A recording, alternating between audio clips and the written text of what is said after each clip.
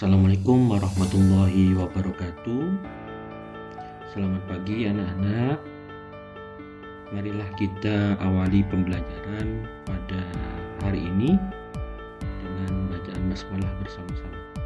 Bismillahirrahmanirrahim.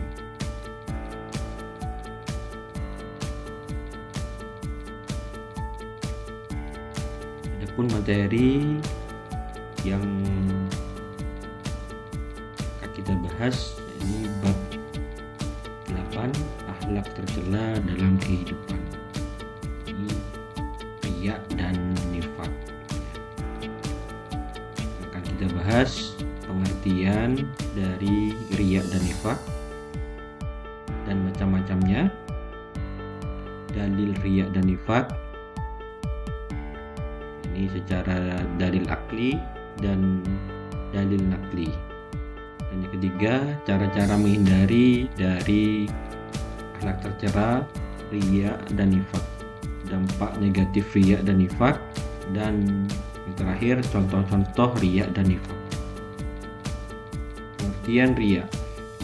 Riya menurut bahasa artinya melihat. Menurut istilah, memperlihatkan sesuatu yang dimiliki agar diketahui orang lain dengan maksud ingin dipuji.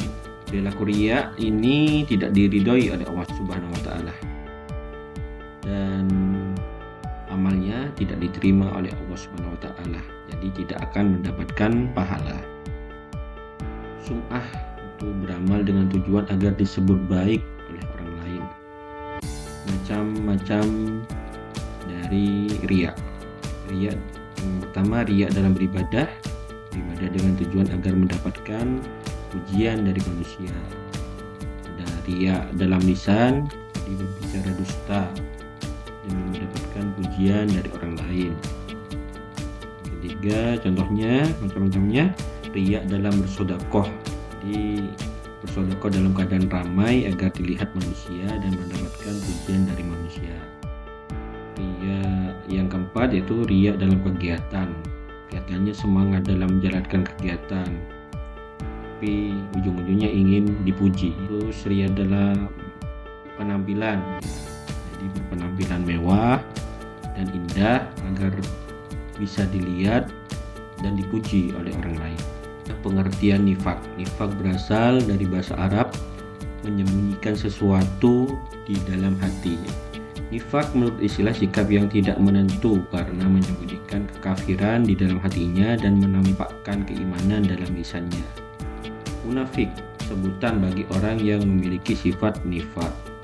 Munafik bila berkata, ini ciri-cirinya ya, dia berdusta, bila berjanji dia ingkar, bila diamanahi ia khianat. Orang yang munafik akan ditempatkan di dasar neraka. Macam-macam nifak, jadi ada nifak i'tiqadi, ada nifak amali. Cara-cara menghindari perilaku riya itu dengan melatih diri beramal secara ikhlas. Terus, tidak bangga jika perbuatannya dipuji dan tidak marah jika kebaikannya tidak diterima ataupun dipuji.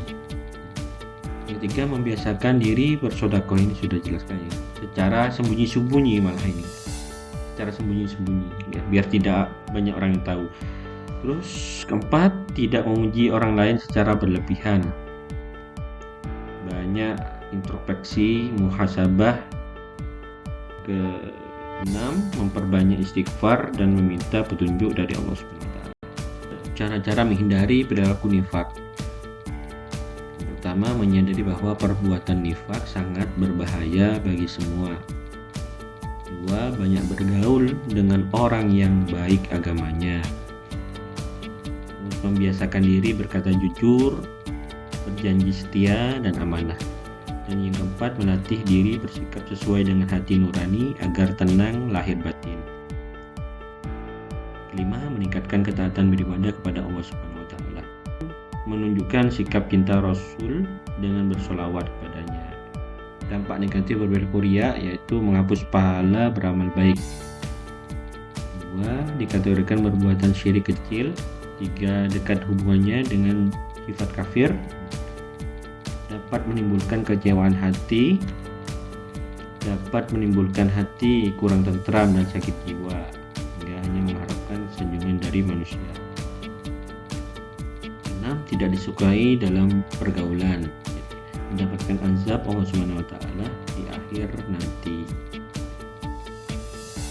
Ini dampak negatif perilaku nifak, ya, hina di mata Allah, tidak mendapat kepercayaan dari orang lain, dijauhi dalam pergaulan, buka pintu fitnah bagi orang lain, dapat melukai hati orang lain, dapat mencoreng nama baik diri sendiri, ditempatkan di neraka jahanam. Contoh-contoh dari perilaku riya dan nifak yang seharusnya dihindari. Contohnya, ini contoh yang datang ke sekolah lebih awal dari teman-temannya agar mendapatkan pujian dari guru dan teman-temannya. Contoh nifak, Pak Salman merupakan orang yang sangat dihormati. Hanya saja setiap kali Pak Salman berbicara kadang suka berdusta, dan tidak jarang ketika berjanji pun ia mengingkarinya. Akhirnya orang lain pun acuh tak acuh terhadapnya. Karena apa Pak Salman ini? Karena ketika berbicara dia berdusta, ketika berjanji dia mengingkari. Oke, sampai sini. Mudah-mudahan materi yang kita bahas mendapatkan ridho dari Allah Subhanahu wa taala. Diakhiri, wassalamualaikum warahmatullahi wabarakatuh.